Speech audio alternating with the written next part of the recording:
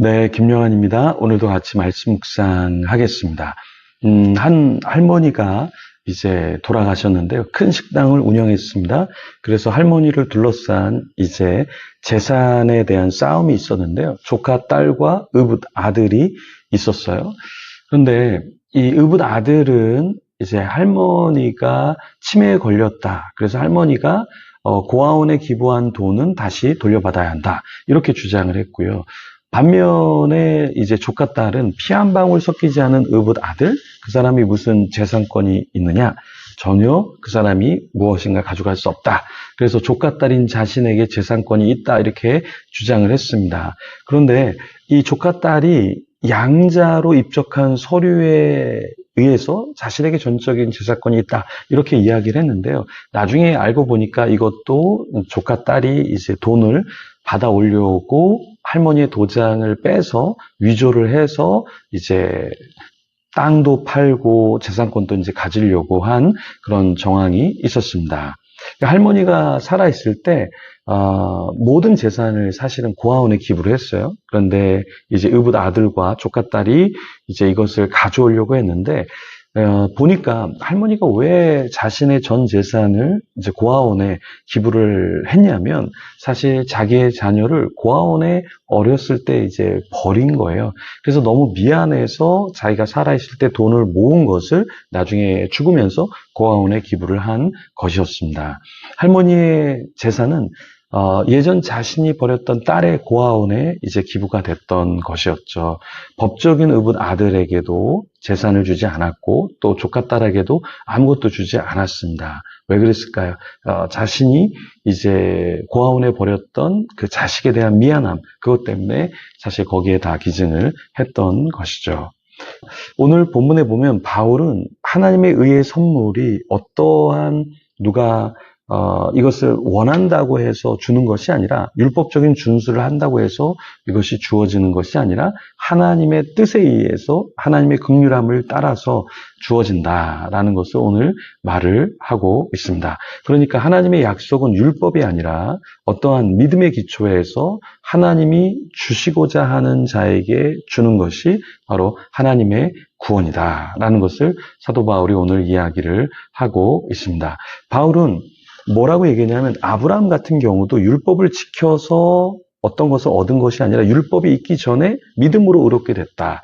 왜냐하면 아브라함 때에는 모세의 율법이 없었잖아요. 그런데도 하나님이 아브라함을 의롭게 여기신 것은 율법을 지킴이 아니라 하나님의 사랑으로 값없이 주신 것으로 주어진 것이다. 이렇게 말했습니다. 그러니까 아브라함의 후손도 율법이나 혈통이 아니라 믿음으로 의롭게 된다. 이것을 말한 거예요. 그러니까 율법 전에 있는 자, 혹은 율법에 속한 자도, 그리고 율법 이후에 예수 그리스도 안에 있는 자도 율법이 아니라 그리스도 안에 하나님의 뜻 안에 있는 자가 의롭다함을 받는다. 이것을 바울이 이제 이야기를 하는 거죠.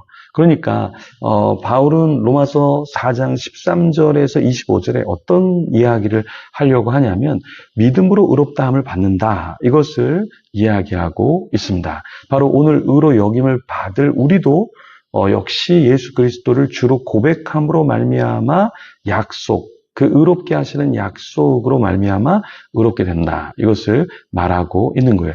바울은 18절에서 22절에 아브라함이 믿음으로 살았다. 그렇게 이야기를 하고요. 아브라함이 바랄 수 없는 중에 바라고 무엇입니까? 이것도 믿는 믿음이 있었다라는 것이죠.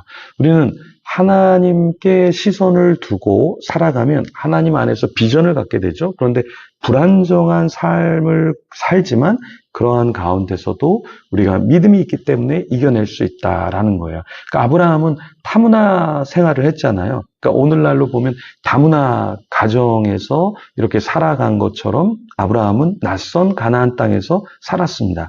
그런데 굉장히 낯설지 않게 살아갔던 건 하나님의 비전이 있었기 때문에 그런 거죠.